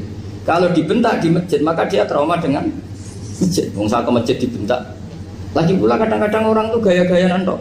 Wah, rame orang khutbah rame nih. Padahal kalau nggak dirapeni anak-anak malah udah tidur. Kita kan tidak bisa menjamin kalau perilaku kita lebih baik gitu. Mendingan kan anak-anak main di masjid dibanding di karaoke kan. Jadi kan, lah ini maksudnya saya, ini fikih ya. Fikih itu wilayahnya, makanya jadi ahli fikih itu susah-susah gampang. Jenengan jangan hanya berpikir protes dengan ketentuan fikih, mengkaji yang sebanyak-banyaknya. Itu tadi. Misalnya Anda seorang supir permanen. Supir bis terutama, kalau truk kan bisa leha-leha, kalau bis kan ada deadline-nya ya waktu. Seperti bis jurusan Surabaya Semarang, saya kan sering naik bis jurusan Surabaya Semarang. Kadang-kadang supirnya melihat saya tanya, "Gus, saya ini supir. Saya ini Ramadan itu gimana ya?" Ya saya sudah ngerti setengah nakal, dan senengnya dijawab rasa poso ya saya tahu. Tapi masalahnya secara fikih kalau kamu melanggar, kamu harus puasa terus. Kamu melanggar konstitusi ilmu. Memang musafir punya diskon? Boleh? Tidak puasa. Pertanyaannya, bayarnya kapan? Wong Syawal ya nyupir lagi, Dzulqa'dah nyupir lagi, nanti sampai Ramadan ya. Nah terus, ya pas kamu cuti, biasanya cutinya pas sakit, boleh diskon lagi karena sakit. Coba. Nggak, andai kan ada jadi ahli fikih milik zaman. Lu kalau orangnya soleh terus kayak ustadz-ustadz di sini kayak dosen UI kan, masa dosen UI Universitas Islam nggak Islami kan nggak mungkin. Mungkin memilih poso kan. Masalahnya ini kan hukum untuk orang kebanyakan, nggak boleh hukum musuh gak kuat. Sahur jam 3:30 ngombe vitamin pokoknya harus kuat. Itu udah hukum, itu saran. Hukum itu beda dengan saran. Hukum itu hanya berbicara musafir itu boleh store. Kalau saran memang boleh, ya usahakan kamu makan 3:30 pas fit, nyumpir. Terus kalau nyumpir selesai jam 10, nanti istirahat. Memangnya majikan bisa ngatur jamnya? Itu fikih. Maka menjadi perdebatan, yang namanya pergi itu apa? Menurut Imam Syafi'i, pergi itu ya dari rumahnya ke tempat yang asing, yang tidak wilayahnya, namanya pergi. Menurut Imam Ahmad bin Hanbal enggak. Pergi itu tidak kerja. Jadi orang yang supir yang seperti itu namanya tidak pergi, tapi kerja. Tanyakan ke publik, misalnya jenengan ke UI, istri kamu atau suami kamu ditanya, istri kamu kemana? Kira-kira jawabnya bilang pergi jalan-jalan apa bilang kerja? Kerja. Makanya kata Imam Ahmad bin Hanbal, mudi musafar atau orang yang berprofesi, yang profesinya memang harus pergi, kayak traveling atau supir, maka itu namanya tidak pergi, namanya itu kerja. Karena apa? Sekali distatuskan pergi, maka ikut status yang dikatakan Allah dan Rasul, dapat diskon, boleh tidak puasa. Maka terus kita debat tentang definisi. Nah, definisi ini penting karena yang menjadikan hukum rubah itu definisi. Misalnya gini, Mbak ini ngaji saya. Statusnya kalau pakai status saya ajnabi, orang lain Bapak ajnabiyah, maka hukumnya saya melihat Bapak ini haram karena statusnya ajnabi melihat ajnabiyah yang tidak mahram. Tapi kalau di fikih itu ada statusnya. Antara lelaki boleh muwajahah sama perempuan adalah 1 untuk belajar, 2 untuk muamalah, 3 untuk kesaksian, 4 untuk pengobatan. Itu kan ada pengecualian-pengecualian. Sehingga statusnya sekarang Mbak itu belajar, apa ini melihat Gus Bah atau Gus Bah itu mengajar atau gimana? Itu statusnya bisa rubah. Makanya kalau sebetulnya kalau kita marung di warung misalnya Padang, kita nggak pilah-pilah, kebetulan pelayannya perempuan itu masih bisa dikilah secara fikih. Saya muamalah marung, cuma kebetulan penjaganya. Tapi masalahnya Pak ini punya daftar penjaga yang cantik, itu masalah. Maka pertanyaannya itu marung ke situ demi marung apa demi melihat? Tidak jawab saja. Demi marung apa demi melihat? Kalau demi marung sepakatnya penjaga yang sangar-sangar juga banyak. Akhirnya kalau demi makan penjaga yang cowok kan banyak. Kalau demi melihat berarti yang dihitung kan niatnya. Berarti karena muamalah apa karena melihat? Melihat. Itu status. Jadi makanya kalau mudi musafar itu namanya orang pergi atau orang kerja? Orang kerja. Maka menurut pikirannya Imam Ahmad bin Hanbal seperti itu harus puasa. Karena dia adalah pekerja, bukan musafir. Lalu dalam masalah jumlah 3 hari misalnya. Kalau dalam fikih kita, nggak saya kenapa ngomong fikih terus ya, karena banyak yang melupakan fikih. Jenengan pergi haji. Zaman Nabi haji itu jamak dan qashar terus. Padahal hajinya Nabi itu, haji itu minimal kan berapa hari minimal itu? 9, 10, 11, 12. Sebenarnya haji itu minimal hanya 4 hari. Karena 13 Dzulhijjah bisa nafar apa? Awal. Kalau nafar awal berarti nggak ada kewajiban nafar sani. Berarti yang wajib betul kan 9, tanggal 9 wukuf di Arafah, terus 10 biasanya ifadah sama balang jumroh apa? Akobah, terus 11, 12 itu kan sudah boleh cabut karena apa? Nafar apa? Awal. Berarti nggak usah nafar apa? Sani. Berarti hanya berapa? 4. Tapi Nabi haji di Mekah Medina itu sampai 40 hari karena perjalanan. Pertanyaannya, ketika Nabi menjamak dan mengqasar itu cara Imam Syafi'i lis safar. Karena Nabi orang Medina datang ke Mekah dengan jarak 460 kilo, maka Nabi boleh jamak dan qasar. Jadi pikiran Imam Syafi'i, jamaknya Nabi itu lis safar karena pergi. Cara pikiran Imam Malik enggak, jawabnya Nabi itu lin nusuk. Nabi menjamak sholat itu karena melakukan ibadah haji. Efeknya adalah orang Mekah kalau haji itu cara Imam Malik meskipun jaraknya dekat boleh apa? Boleh apa? Qasar, boleh jamak qasar. Lalu terus ada pertanyaan fikih lagi. Lalu jamak qasar itu karena pergi apa karena masyaqqah? Karena repot. Coba kalau sampean kira-kira jawab. Misalnya kita orang kaya bawa uang 1 miliar naiknya Alphard, ada supirnya, ada ajudannya. Pergi di jarak 100 kilo. Masyarakatnya kan tidak ada sama sekali, apalagi di tol kebetulan tidak macet. Kira-kira boleh jamak enggak? Boleh, karena pergi, tapi kan nggak ada repotnya sama sekali. Dibanding misalnya yang ngebis bawa beras 1 pintal gitu kan, udah gitu suruhan orang lagi kan pusing. Maka fikih ini untuk memberi hukum itu, kalau fikih itu menstatuskan dulu. Ini orang boleh jamak itu karena masyaqqah apa karena safar. Lalu kalau setelah karena safar itu karena jaraknya apa tingkat masyaqqahnya. Kalau karena jaraknya ya tidak juga. Tidak juga gini maksudnya. Mungkin Anda tidak pernah terpikir begini. Kalau saya mau ke Jakarta, kemudian sampai Purworejo itu sudah waktu zuhur. Saya boleh nggak zuhur di situ sama asar? Boleh kan? Padahal perjalanan saya belum capek. Artinya nunggu boleh jamak itu setelah kita menempuh jarak itu apa menuju, sedang menuju dan niat. Sedang menuju dan niat. Misalnya saya mau ke Jakarta, saya orang Sleman mau ke Jakarta, itu sampai mana itu Magelang itu sudah boleh jamak kan? Boleh nggak? Boleh karena saya mau ke. Nah pertanyaan secara fikih mungkin Anda tidak terlintas. Ternyata ditelepon sama istrinya nggak jadi pergi. Padahal sholatnya kadung di jamak duhur dan asar. Apakah setelah di rumah sholat lagi? Tapi nggak pernah mikir gitu. Jadi orang fikih itu sudah pusing, makanya jangan diprotes terus. Kita ini sudah pusing, tapi orang itu enak aja protes terus. Nggak menurut jenengan nanti wajib sholat lagi enggak? Dia bolehnya jamak kan berdasar berstatus musafir. Ternyata setelah Magelang ditelepon istrinya nggak jadi. Dia kadang sholat duhur dan asar. Setelah pulang masih jam 1. Terus ada asar, wah sempat sholat terus. Kalau ada sholat lagi apa ada? Jangan saran. Kalau saran, wah sebaiknya sholat lagi. Itu tidak hukum, itu saran itu namanya. Saran dengan hukum beda. Sholat lagi pada loh, ketika ada jaga itu berdasar malas atau berdasar hukum? Apa? Nah kalau Anda sholat lagi, pertanyaannya gini, Allah itu tidak punya tradisi mewajibkan 2 kali.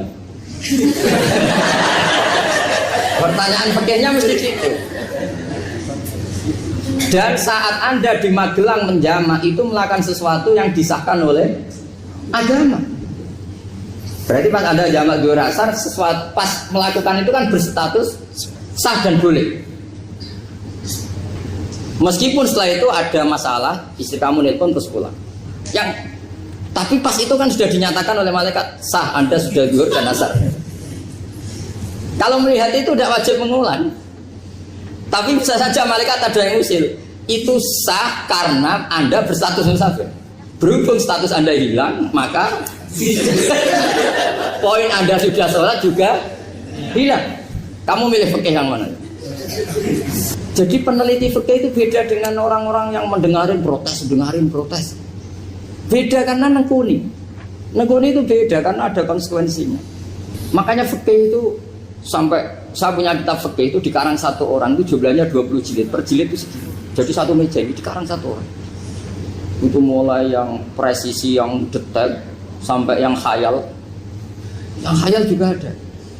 Yang khayal itu tadi beliau banyak menghayalkan gini. Suatu saat Anda datang ke Mekah itu hanya butuh waktu 20 menit. Zaman itu belum ada pesawat. Lalu boleh gak jamak? Boleh gak nakal? Nakal itu begini. Sama orang kaya punya jet pribadi. Misalnya ada Ronaldo masuk Islam, orang kaya. Itu bisa gak puasa? Karena begini. Misalnya dia orang, contohnya orang Arab ya. Orang Arab, jangan orang. Nah, contohnya itu dibalik saja. Di sini itu kalau imsak jam berapa? Imsak Ramadan jam berapa? 3:30 aja biar aman ya. Kalau 3:30 kan pasti imsak. Dia terbang ke Mekah. Jadi orang sini puasa jam 5 kan mulai puasa. Dia terbang ke Mekah kan masih malam. Makan terus dia. Mekah mau ada matahari terbang lagi ke barat. Karena dia menghindari berstatus puasa. Atau sebaliknya, dia orang Mekah jam 12 puasa, 12 siang puasa. Dia, wah kalau 6 jam lagi buka, bisa barat saya. Terbang ke Indonesia. Ke Indonesia terbang baru 1 jam, di sini sudah buka. Itu khayal. Jadi itu ada khayalnya. Itu lama dulu sebelum ada pesawat sudah mengkhayal gitu. Bolehkah orang yang di Masyriq ke Maghrib demi itu? Kalau Anda jadi Raja Salman jam 1 kok sudah nggak kuat apa? Puasa itu diberi saran terbang ke Indonesia. Itu kalau pakai jet kan nggak sampai 9 jam, 1 jam ke Jakarta. Sudah ada wow akbar. Bukan. Boleh enggak? Lo mau kamu enggak bilang, oh enggak boleh. Wong di Jakarta sudah huru samsi. Masa sudah matahari terbenam orangnya enggak boleh? Bukan. Leja. Apa? Kalau resikonya gini, sampean mungkin nggak mikir. Resikonya gini, kalau dia berstatus musafir, bolehnya buka karena musafir. Pertanyaannya dia wajib bayar. Kan musafir bolehnya kodok nanti harus bayar. Tapi kalau dia buka normal kan bayar. Beda, efek pakainya beda. Sampean jangan protes, Gus Baik gimana mau ngaji malah dijak senam. Ini kan ngajinya para dosen, para pegawai. Jadi harusnya itu jadi mufti, ngaji untuk jadi mufti. Bukan ngaji untuk mendengarkan. Jadi makanya saya mohon jangan sering protes sama ulama. Ulama itu sudah pusing. Karena efek-efek hukum itu tidak gampang. Kayak tadi misalnya, kalau dia boleh buka atas nama musafir, resikonya wajib bayar. Masalahnya Raja Salman ini mau enggak? Mau dia inginnya. Maka pertanyaannya itu kitab yang milik saya tadi, yang 20 jilid tadi. Ulama itu mulai dulu sudah membayangkan bagaimana kalau suatu saat ada satu kendaraan. Kenapa ulama bisa membayangkan itu? Karena ada buruk. Meskipun mereka nggak numpak buruk, hanya Rasulullah, tapi kan bisa membayangkan ada toyul waktu. Waktu itu bisa dilipat. Karena ulama dulu ahli astronomi, jadi bumi itu bulatnya gini, muternya gini. Berarti suatu saat ada satu ilmu di mana orang ambil satu posisi terus melewati toyul waktu, ngalami lintasan waktu. Mulai dulu itu sudah dibicarakan. Pertanyaannya lalu status orang ini kayak apa?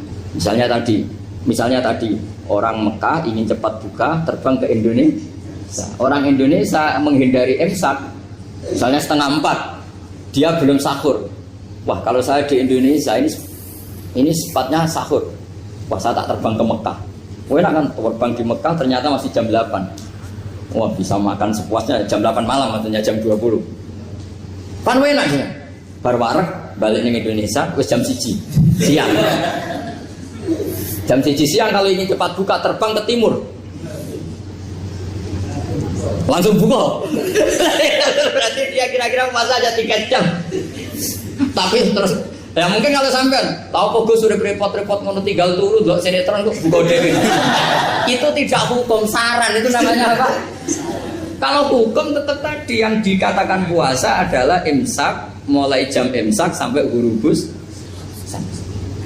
Lalu pertanyaannya lagi, hurubus samsi sampai imsak itu konversi jam apa nyata-nyata hurubus samsi?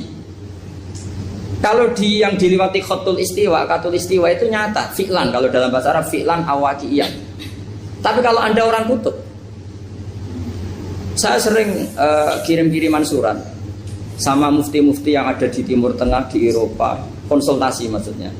Orang kutub itu kan tidak ada matahari, tidak ada apa-apa. Jika kalau Anda baca kitab di kutub, mesti Gus Bak ada pembohong. Misalnya orang kutub ngaji saya, kamu harus subuh sebelum matahari terbit. Sekali matahari terbit, waktunya hilang. Duhur setelah matahari agak ke barat. Asar kalau matahari terbenam, hilang waktunya. Terus mereka mesti bilang, mataharinya di mana? Maka pertanyaannya, boleh gak mengkonversi waktu untuk orang kutub? Jadi misalnya pola umum subuh jam 4:30. Berarti antara subuh dan qadha itu 1 jam setengah. Subuh sama zuhur polanya berapa berarti? Kalau 4:30 sampai jam 12 ini 6 sama 7,5. Berarti ya kira-kira habis subuh nunggu 7 jam setengah baru zuhur, nunggu 3 jam baru asar, nunggu 3 jam baru maghrib. Berarti waktu puasa kira-kira antara jam 4 sampai jam 6. Berarti berapa jam itu? 12 sama 2 14 jam. Oke, berarti orang kutub harus puasa 14 jam. Tidak bergantung waktu mata. Tapi ada lagi pertanyaan lucunya gini, lalu 14 jam Gus itu dimulai dari mana? Apa asal 14 jam? Apa harus ada konsensus setarnya? Masih ada PR lagi. Menurut kamu gimana? Ada konsensus setarnya dimulai jam 4 dini hari. Apa asal jumlahnya? Imsak 14 jam. Mikir lagi kan? Itu di Denmark itu ada satu musim di mana siang terus sampai sekian bulan. Siang terus sampai orang sana itu capek. Kenapa ada siang terus? Logikanya kan tadi bumi itu bulat-bulat. Saya juga belajar falak astronomi. Kalau tepaan kamu di sisi yang barat agak utara atau agak selatan, matahari ini nyentrong terus. Sehingga bumi mulak-malik ya kamu kesentrong terus karena kita ini kan tepaan di katulis istiwa, di khotul istiwa. Sebenarnya khotul istiwa itu bahasa Arab dari kata khotul istiwa. Khotun itu garis, istiwa itu tengah. Islam itu oleh Allah memang dipilih di tempat paling top yaitu Mekah. Mekah Ka'bah itu surratul ardi. Jadi sebelum ditemukan ilmu astronomi itu Nabi sudah ngendikan Al-Ka'bah surratul ardi. Ka'bah itu pusarnya bumi. Sehingga di Ka'bah itu satu-satunya area yang terbebas dari medan magnetis. Karena dari utara dan selatan benar-benar di tengah. Maka potensi jam paling akurat di dunia itu ya hanya jam yang di Mekah itu. Karena apapun akuratnya teknologi di Amerika atau Jerman, karena jam itu dari logam tetap ketarik medan magnetis, entah berapa 00, tetap kena. Misalnya jam di Jerman lebih dekat mana kalau Jerman? Mesti ketarik medan magnetis, entah berapa kadarnya. Karena materi jam dari logam. Sementara di Mekah karena di tengah itu terbebas dari medan Nah sehingga yang segaris dengan Mekah kayak Indonesia itu semuanya khotul istiwa. Nah kalau khotul istiwa normal itu artinya ya 12 siang secara umum ya 12. Sehingga ulama Indonesia kalau ngaji itu lebih gampang, lebih tidak dianggap bohong. Karena ya ada terbitnya matahari, ada zawalus syamsi, ada hurubus syamsi. Coba kalau kitab itu Anda baca di kutub utara sama kutub selatan, murid kamu bingung semua. Ini gimana Ustadz, tidak ada matahari kok semuanya diukur pakai matahari. Lalu pertanyaannya dikonversi kan? Pertanyaannya kalau dikonversi pakai apa? Asal 14 jam, apa harus sepakat dimulai jam berapa? Milih mana? Milih sepakat. Pertanyaannya kalau sepakat, ukurannya siapa yang jadi ahlul halli wal aqdi?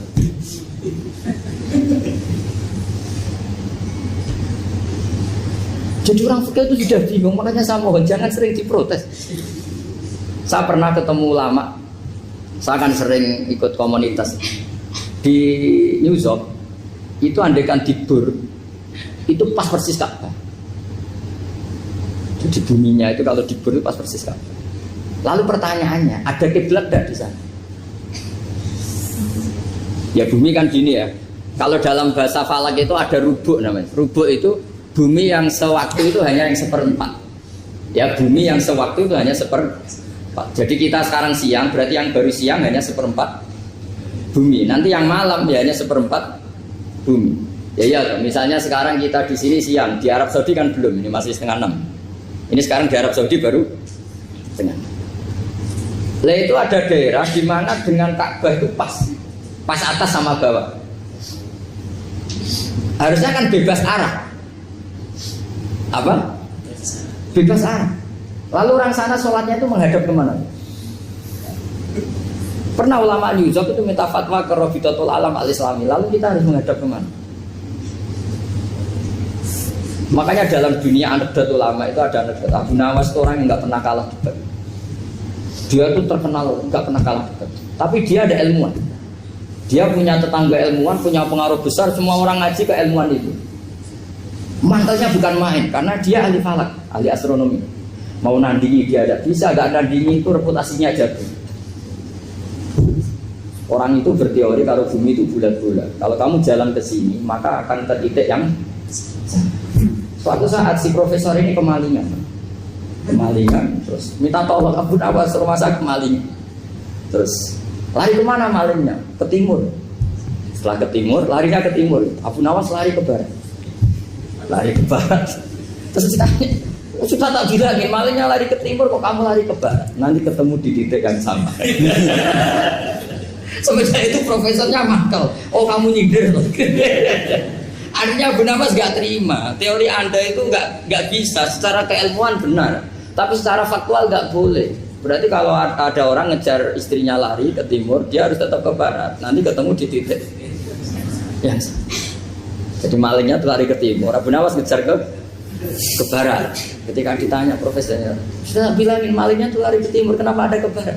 Kataan kan nanti ketemu di titik yang sama karena bumi bulat. Nah pertanyaannya gini, lalu kalau yang segaris itu ada arah enggak? Kayak New York tadi. Menurut kamu tetap berkiblat apa enggak usah? Loh kalau yang rubuk jelas. Loh gitu, kalau rubuk begini loh, misalnya begini, terus kamu di sini sama sini kan masih ada arah, tapi kalau sini sama sini masih bisa kiblat. Sama enggak usah protes, orang fikih sudah pusing, enggak usah diprotes. Karena yang dipikir itu macam-macam. Nah ya makanya ini mengkaji ya, saya mohon ya kayak tadi ini mengkaji, saya mohon saya cukupkan sekian. Sementing apa ya, kita ada respeknya lah sama ulama. Jadi ulama itu susah, mikirnya susah, harus tanggung jawab di depan Allah, di dunia diprotes terus. Ini mungkin yang bawa kitab ikutnya halaman 293 ya. Itu yang mungkin nanti bisa dikopi sama yang nggak punya tag. Yang nggak punya tag mengkopi sama yang punya. Di sini diantaranya itu ada bab faslun fi dzikri rajul manaqiba nafsi. Bab seseorang boleh menyebut kelebihannya sendiri, asal niatnya tidak riya. Di sini dicontohkan, tadi Bapak siapa namanya? Pak Samsul ya. Di sini diceritakan ketika mau masa paceklik, saya ulang lagi masa paceklik, itu Nabi Yusuf karena merasa amanah dan merasa punya kemampuan mengelola ketahanan pangan, beliau bilang ke rajanya, qala ij'alni ala khazainil ardi inni hafizun alim. Raja, jadikan kami pengatur ketahanan pangan karena ini hafizun alimnya dan saya terpercaya. Hanya Nabi Yusuf seorang nabi tentu panutan, beliau menonjolkan kemampuannya itu boleh asal untuk kemaslahatan. Misalnya ada orang Islam sakit atau kiai sakit, dengan dokter bilang saja, saya dokter, biar saya yang nangani. Itu boleh, karena motivasi Anda dalam menyelamatkan Pak Kiai tadi atau orang yang sakit, bukan motivasi Anda adalah hadun nafsi, sebenarnya kalau dalam bahasa keinginan apa? Pribadi. Jadi itu boleh. Jadi ini di beberapa contohkan. Ya ayuhanna su'olimna mantikot toiri wa utina min kulli syai'. Nabi Sulaiman itu bilang gini, wahai para manusia, saya ini bisa bahasa burung apa saja dan saya bisa melakukan apa saja, wa utina min kulli syai'. Nabi Sulaiman ngendikan begitu karena ingin menunjukkan betapa sayangnya Allah ke saya. Sampai saking sayangnya Allah, saya bisa menguasai bahasa burung, bahasa binatang. Jadi motivasi seorang nabi itu ingin menunjukkan betapa kudrohnya Allah tidak terbatas. Lah buktinya apa ya? Buktinya Sulaiman, sama tak cerita Nabi Sulaiman itu kalau ke masjid itu mesti jagungan sama orang miskin. Terus beliau bilang gini, miskinun yujalisu miskina, ayo padha kerene jagongan. Karena beliau dengan kenabiannya meskipun kaya raya itu tidak merasa punya sama sekali karena semuanya milik Allah Subhanahu wa taala. Dan beliau buktikan, beliau kaya raya itu untuk bangun Baitul Maqdis yang semegah itu semuanya pakai asetnya Nabi Sulaiman. Ketika bisa memperkerjakan jin dan setan juga untuk bangun Baitul Maqdis, bukan untuk bangun dirinya, rumah dirinya. Ya ini dicontohkan satu Nabi Sulaiman, dua Nabi Yusuf. Terus ketiga contoh yang diambil, setiap nabi ketika pidato kepada umatnya mesti ditutup dengan wa analakum nasihun amin. Saya ini adalah penasehat yang terpercaya. Jadi ajaran saya bukan ingin menyengsarakan kamu, tapi wa analakum nasihun amin. Saya adalah penasehat yang baik. Artinya kan menonjolkan diri. Jadi boleh asal itu untuk kemaslahat. Jadi misalnya UI punya penemuan apa yang keren, yang maslahat orang Islam diumumkan. Bah, ini penemuan UI. Tapi tujuan Anda supaya mengangkat harkat martabat UI. Bukan setelah itu terus kirim surat ke rektor, saya harus tambahan gaji karena saya penemunya. Wah itu sudah gak bisa jadi wali kalau gitu tidak. Tapi nanti rektornya yang ya gak tahu diri gitu. Masa penemu sama gak penemu disamakan ini. Misalnya seperti itu. Jadi di sini ada sekian contoh, mungkin bisa diakses di halaman 293. Di bab faslun fi dzikri rajuli manaqiba nafsi. Terus kalau contoh hadis Nabi sering ngendikan begini. Ana sayyidu waladi Adam wa ana awwalu syafi'in. Dan saya adalah nabi pertama yang punya hak syafaat. Tapi Nabi ngendikan seperti itu supaya orang punya harapan ketika di mahsyar. Sudah kalau di mahsyar nyari saya karena saya diberi hak syafaat. Jadi asal niatnya untuk maslahat enggak apa-apa. Makanya saya sering di mana-mana sering cerita, saya ini menekuni fikih supaya orang kalau belajar fikih jelas ke saya Pak. Kalau saya tidak ngomong, orang keliru guru. Tapi ya harus ada buktinya. Nanti ngomong ahli dok, ada ahlinya ya kacau nanti. Ya jadi boleh ya. Di sini dibabkan faslun fi dzikri rajul manaqiba nafsi. Bab seseorang boleh menunjukkan kemampuannya asal tadi untuk lil maslahah. Sudah Pak Samsul ya? Tadi yang pertanyaan dari siapa itu? Pak Sus Budiar. Pak Sus itu gimana ini kasusnya itu orangnya sudah Islam toh? Sudah. Sudah enggak masalah. Terus Anda ke Thailand itu enggak niat menghindar toh memang saatnya harus ke Thailand. Hanya menyesal. Oh, hanya menyesal bagus, tak punya penyesalan. Enggak begini ya, kalau orang itu sudah Islam itu kan enggak se-emergency yang belum Islam, itu hanya ideal. Artinya idealnya seseorang kalau mau meninggal, akhir dari kalimatnya adalah la ilaha illallah. Tapi itu pun ulama dinegur. Ini saya beri cerita sedikit. Kitab Fathul Mu'in itu termasuk kitab yang enggak setuju kalau kalimatnya sepersis la ilaha illallah. Kenapa Pak Sus? Logikanya gini, ini semua ulama gitu ya. Itu ada dua riwayat. Mangkana akhiru kalamihi la ilaha illallah dakhalal jannah. Sebagian riwayat mangkana akhiru kalamihi Allah dakhalal jannah. Nah ulama itu milih yang Allah. Kenapa milih yang Allah? Karena la ilaha illallah itu resikonya tinggi. Pas la ilaha ateis, tidak ada Tuhan, mati. Maka ulama tradisinya guru-guru kita kalau ada orang mau mati yang sudah akut itu hanya ditalkin Allah, Allah, Allah. Karena ini lebih tidak berisiko. Tapi kalau la ilaha illallah pas la ilaha belum illallah, tidak bisa kamu baru mati.